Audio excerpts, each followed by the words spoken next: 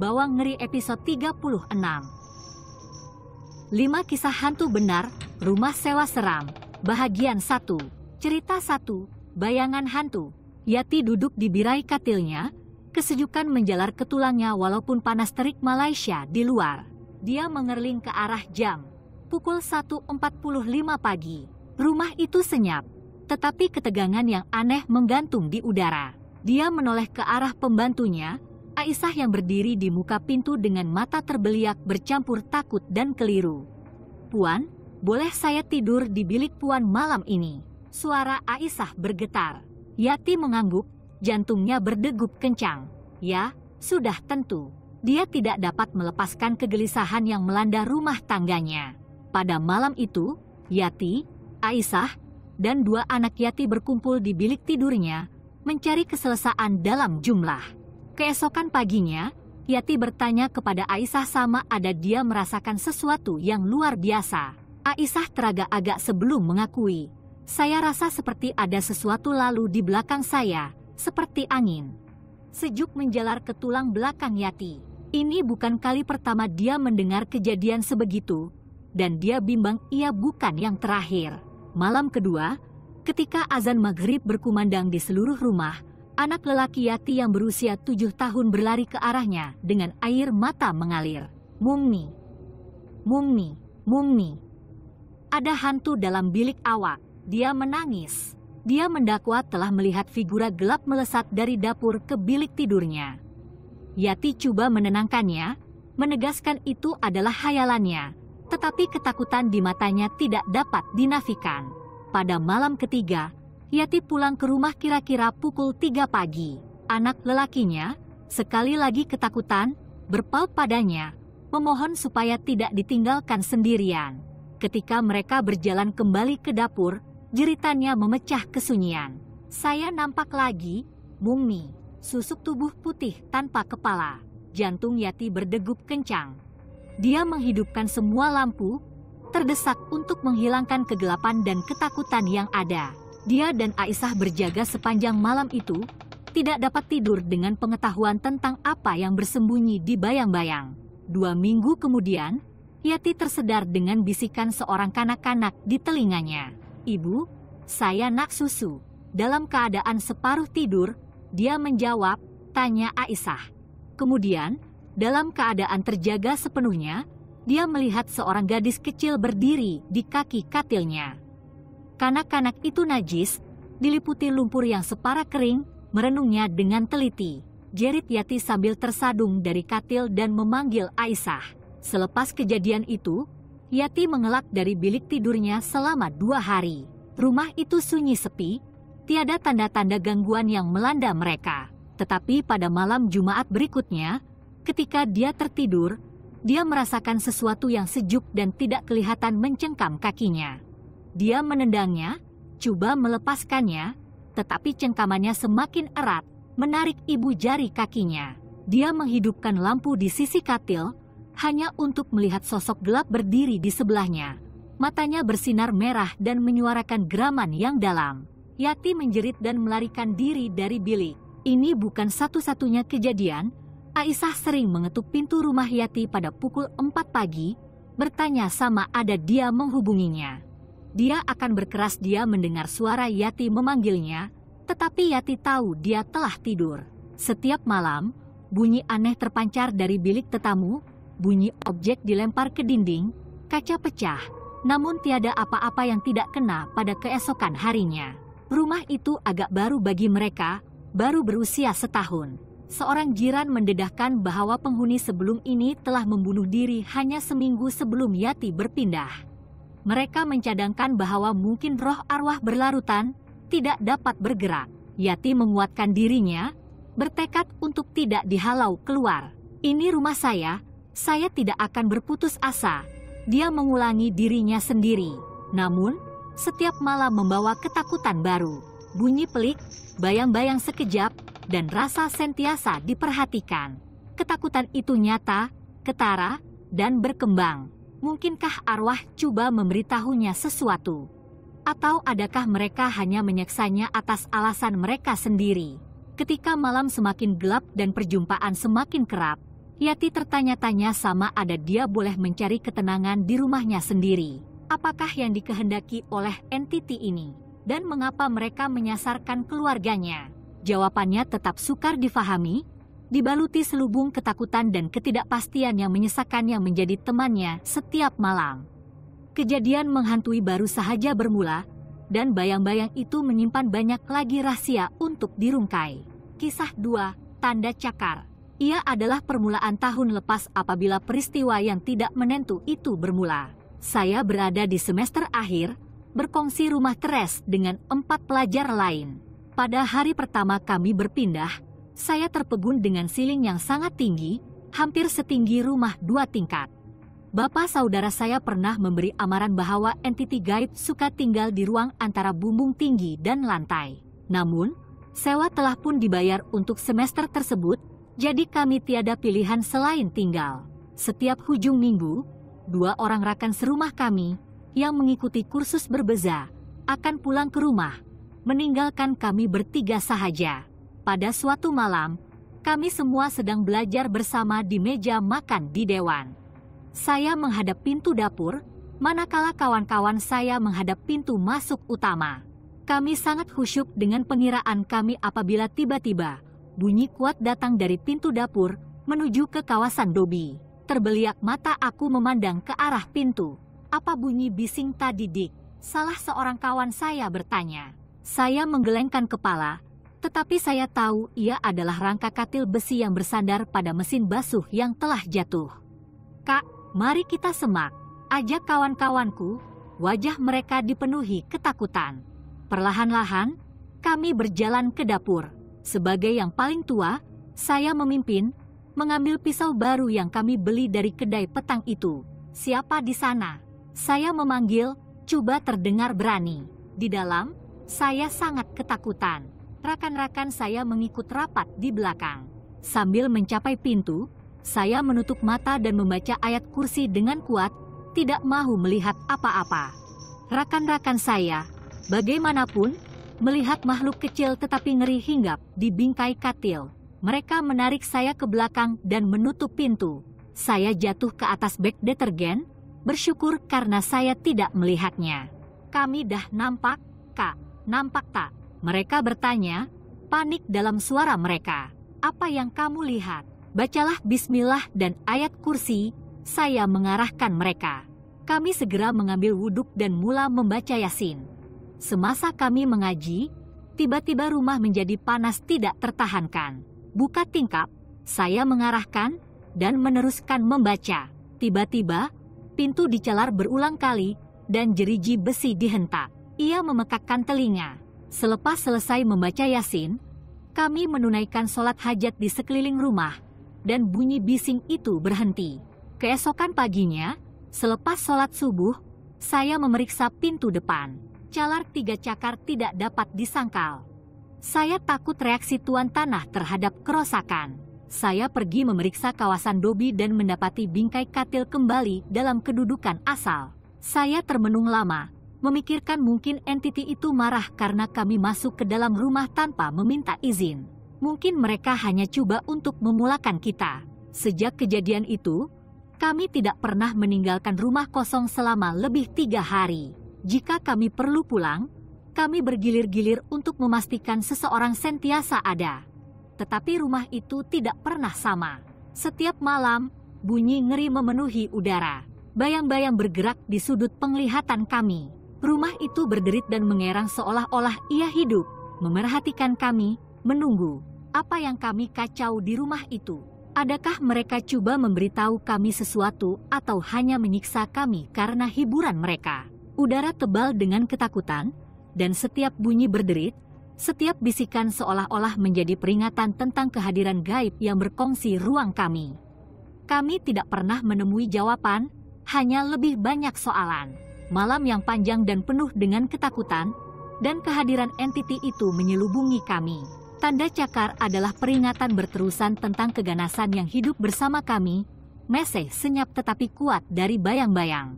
Oleh itu, kami menunggu, mengharapkan keamanan tetapi bersedia untuk yang terburuk, mengetahui bahwa menghantui baru sahaja bermula.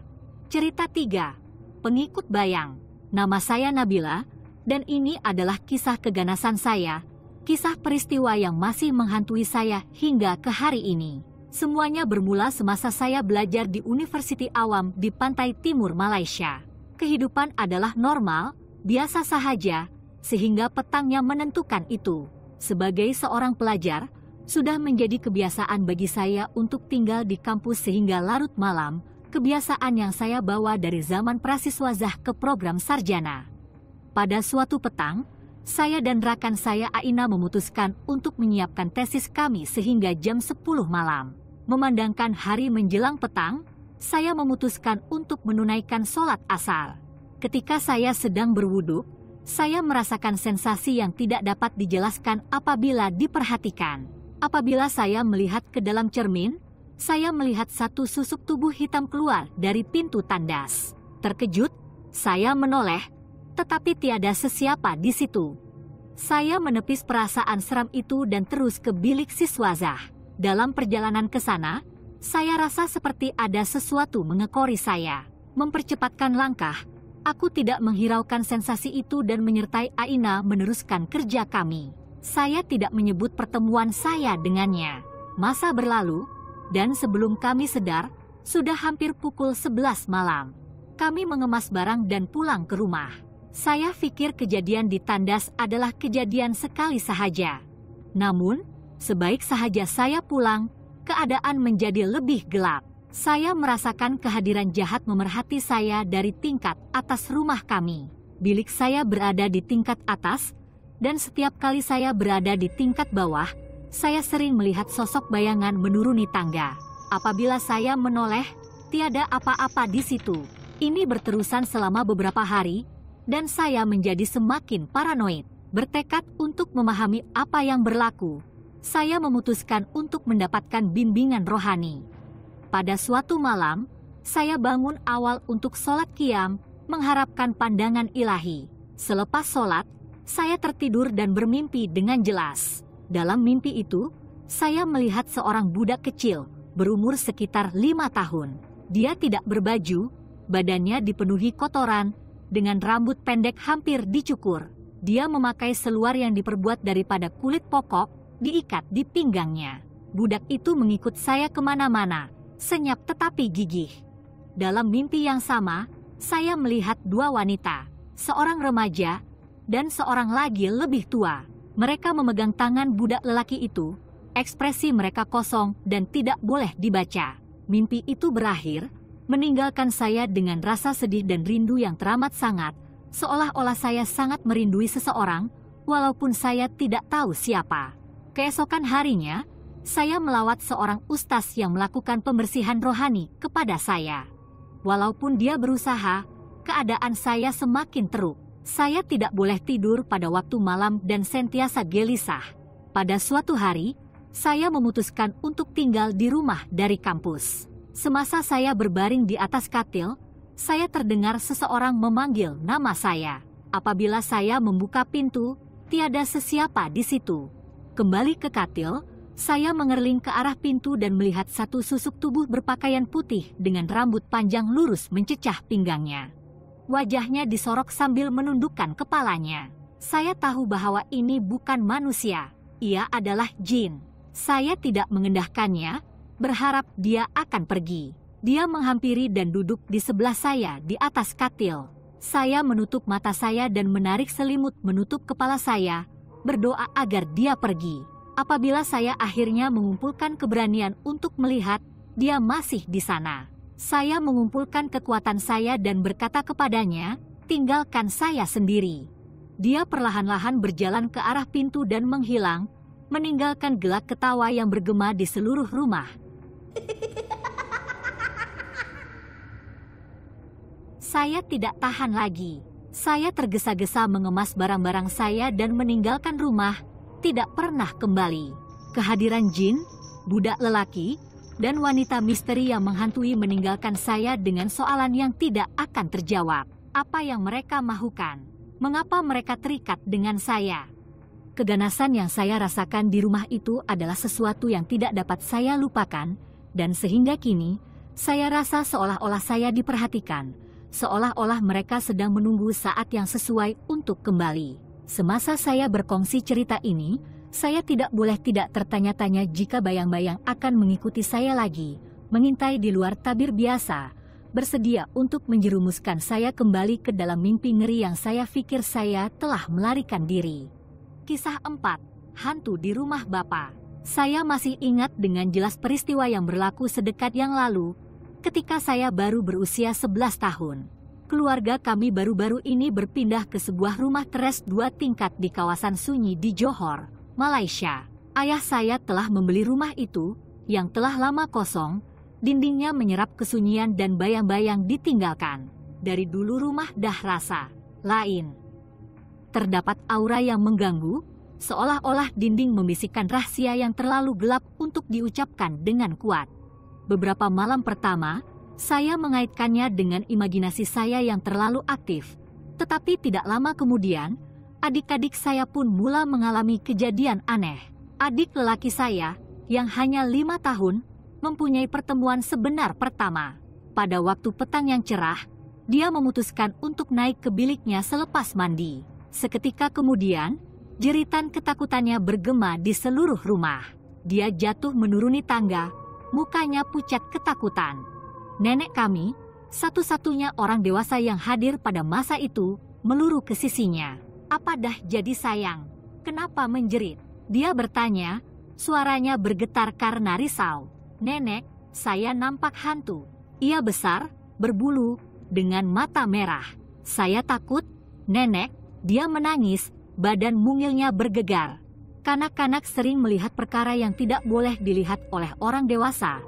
Dan saya tahu abang saya tidak berbohong. Itu baru permulaan. Rumah itu seakan-akan terjaga dari lenanya, dan sifat aslinya mula terserlah. Pada suatu petang sekitar jam 6.30 petang, saya merasakan keletihan yang teramat sangat dan sakit kepala yang pecah. Aku rebah ke sofa di ruang tamu, menyelinap masuk dan keluar dari tidur yang tidak lena. Semasa saya berbaring di sana, saya mendengar ibu, pakcik, dan makcik saya pulang dari kerja sekitar jam 7 malam. Pakcik mengadu sakit tengkuk, minta nenek kami urut. Semasa dia mengurut lehernya, dia tiba-tiba ketawa tidak dapat dikawal, mendakwa ia menggeletek seolah-olah seseorang sedang menggelitik lehernya. Nenek kami, yang mengetahui beberapa doa untuk menghalau roh, mula membaca ayat-ayat Al-Quran. Sambil itu, ibu saya mula ketawa gila sambil menunjuk ke arah nenek kami. Makcik saya mula meronta, seolah-olah seseorang mencekiknya, mencakar lehernya seolah-olah coba mengeluarkan tali yang tidak kelihatan. Satu demi satu, kami menjadi mangsa apa sahaja kuasa jahat yang menghuni rumah itu. Saya mendapati diri saya memegang tekak saya sendiri, air mata mengalir di muka saya, tetapi saya tidak dapat mengawal tindakan saya. Adik-beradik saya kemudiannya menceritakan pengalaman ngeri melihat saya dalam keadaan begitu. Mata saya kosong dan tidak bermaya. Doa nenek saya seolah-olah memegang beberapa kuasa, memberikan masa yang singkat untuk berehat. Dia dengan cepat menyadari bahwa sesuatu telah melekat pada keluarga kami, memangsakan ketakutan dan kelemahan kami. Pembacaan ayat-ayat sucinya yang tidak henti-henti akhirnya mematahkan cengkaman yang ada pada kami. Tetapi pengalaman itu membuatkan kami terguncang. Ayah saya memutuskan sudah tiba masanya untuk meninggalkan rumah. Kami mengemas barang dan berpindah ke rumah nenek di kampung berhampiran. Ayah saya pada mulanya tinggal di belakang, berharap untuk menyelesaikan masalah, tetapi dia juga tidak terlepas. Pada suatu malam, ketika dia menonton televisi seorang diri, angin sejuk menyapu rumah. Dia tidak mengendahkannya pada mulanya, asyik dengan perlawanan bola sepak, tetapi angin semakin kuat, menggegarkan tingkap dan pintu. Ayah saya pergi ke dapur untuk snack, membelakangi tingkap separuh terbuka. Tiba-tiba, tirai menutup ke mukanya, dan dia melihatnya, sosok gelap dengan mata merah, memerhatikannya dengan teliti. Dia terkaku, bulu tengkuknya berdiri tegak, berpura-pura tidak perasan. Dia menghabiskan makanannya dan kembali ke ruang tamu, tetapi kehadirannya berlarutan. Hanya dengan kemahuan semata-mata dan bacaan doa yang berterusan, dia berjaya mengharungi malam itu. Keesokan harinya, dia menyertai kami di rumah nenek. terguncang tetapi lega karena jauh dari suasana rumah kami yang menindas. Berita tentang pengalaman kami tersebar ke seluruh kampung, dan bukan kami sahaja. Penduduk lain melaporkan melihat sosok gelap yang sama, merasakan bintik-bintik sejuk, dan mendengar bunyi yang tidak dapat dijelaskan. Rumah itu akhirnya disewakan, tetapi penyewa tidak pernah tinggal lama. Masing-masing pergi dengan kisah pertemuan yang menakutkan dan malam tanpa tidur. Tahun berlalu, dan rumah itu tetap menjadi topik perbualan yang sunyi dan pandangan yang menakutkan. Ada yang mengatakan ia dikutuk, yang lain percaya ritual gelap telah dilakukan di sana sejak dahulu lagi, meninggalkan semangat yang tidak tenang. Walau apapun kebenarannya, rumah itu berdiri sebagai peringatan tentang kuasa gaib yang mengintai di luar persepsi kita, menunggu masa yang sesuai untuk memaklumkan kehadiran mereka. Walaupun sekarang, semasa saya menceritakan peristiwa ini, saya tidak dapat menghilangkan perasaan bahwa rumah itu masih memerhati, tingkapnya yang gelap seperti matanya, menunggu mangsa baru untuk menjerat dalam jaringan keganasannya. Soalan-soalan yang tidak terjawab dan misteri yang menyelubunginya hanya menambah daya tarikan yang menakutkan, membuatkan semua orang yang mendengar kisah itu mahukan lagi. Kisah 5. Penyewaan berhantu dan Pak Cik Daud. Farhan, graduan baru dari University di Ipoh, Perak, telah mendapat pekerjaan di sebuah syarikat terkemuka di Kuala Lumpur, Malaysia. Terkenal dengan sikap pendiam dan tidak suka bising, Farhan lebih suka tinggal bersendirian bagi mengelakkan kerumitan ruang kediaman bersama. Pendiriannya yang anti merokok menjadikannya penting untuk mencari tempat yang sesuai dengan keperluannya dengan sempurna. Setelah menemui rumah teres yang kelihatan sesuai, Farhan cepat-cepat mengatur pertemuan dengan tuan rumah. Rumah itu dilengkapi dengan keperluan asas, dan sewa adalah mengikut budgetnya. Tanpa teragak-agak, dia membuat pembayaran yang diperlukan dan berpindah, tidak sabar-sabar untuk menetap di rumah baharunya. Selepas membongkar dan menyusun barang-barangnya, Farhan terfikir perlunya langkah keselamatan tambahan, seperti memasang kamera CCTV dan penggera, memandangkan lokasi rumah itu terpencil. Bagaimanapun, keuangannya sempit, dan dia terpaksa menunggu gaji pertamanya. Semasa dia berbaring di atas sofa, keletihan mengambil alih, dan dia tertidur. Apabila Farhan bangun, hari sudah malam. Rumah itu diselubungi kegelapan, dan dia sadar dia terlupa untuk menghidupkan lampu. Ketika dia mencapai teleponnya untuk menggunakan lampu suluhnya, dia terdengar jelas bunyi seseorang sedang mandi di dalam bilik air.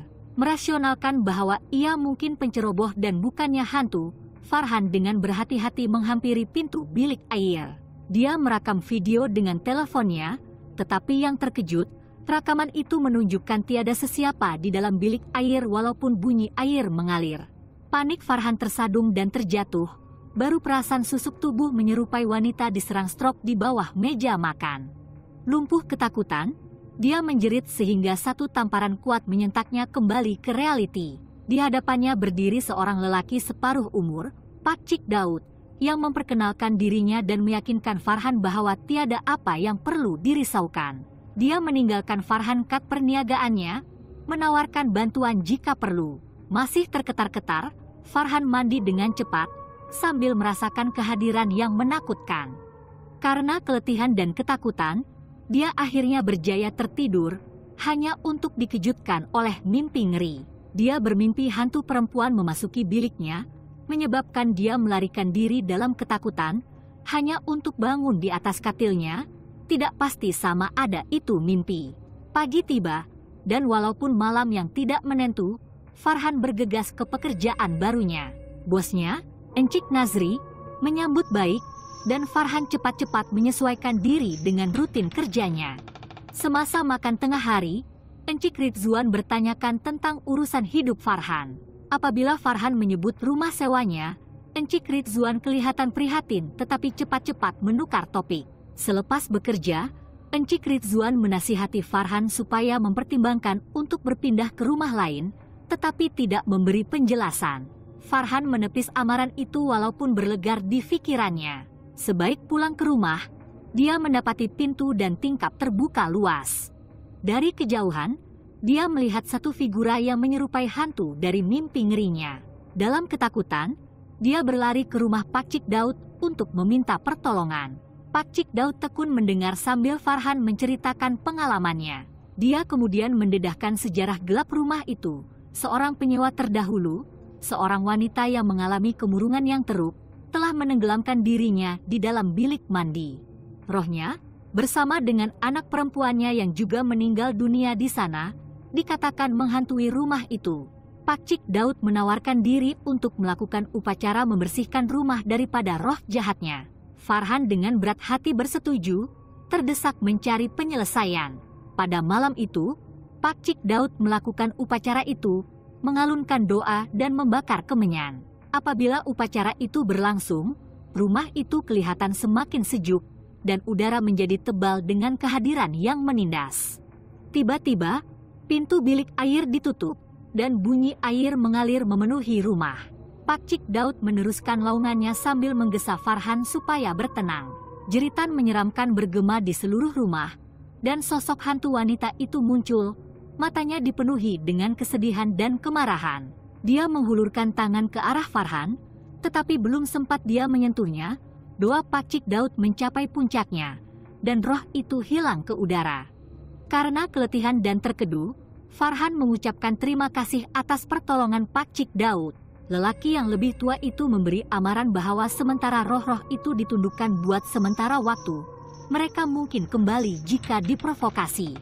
Farhan tahu dia tidak boleh terus tinggal di rumah itu, dan keesokan harinya, dia mula mencari tempat tinggal baru. Sambil mengemas barang-barangnya, dia menjumpai kad perniagaan Pak Cik Daud dan memutuskan untuk melawatnya buat kali terakhir untuk menyatakan rasa terima kasihnya. Bagaimanapun, apabila dia sampai ke rumah itu, ia kelihatan terbiar dan uzur. Dalam keadaan keliru, Farhan bertanya kepada jiran tentang Pak Cik Daud. Hanya diberitahu bahwa tidak ada orang seperti itu yang tinggal di sana selama bertahun-tahun. Darah Farhan mengalir sejuk. Dia menyadari bahwa Pak Cik Daud mungkin seorang lagi roh yang gelisah, yang entah bagaimana telah membantunya melepaskan diri dari cengkaman rumah hantu itu. Dengan berat hati, dia menghalau, tidak kembali. Pengalaman pahit itu meninggalkan Farhan dengan rasa tidak senang yang berlarutan, peringatan berterusan tentang kuasa gaib yang wujud di luar tabir pemahaman kita. Walaupun dia menemui tempat tinggal baru dan coba berpindah, kenangan tentang penyewaan berhantu dan campur tangan misteri Pak Cik Daud menghantuinya selama-lamanya, meninggalkannya dengan lebih banyak soalan daripada jawaban. Tamat. Terima kasih kerana menonton podcast kami. Jika anda menikmati penerukaan hantu, makhluk mitos dan legenda bandar kami, sila kongsi dengan rakan anda. Jangan lupa subscribe untuk lebih banyak episod mendebarkan. Sehingga masa akan datang, pendengar yang dikasihi.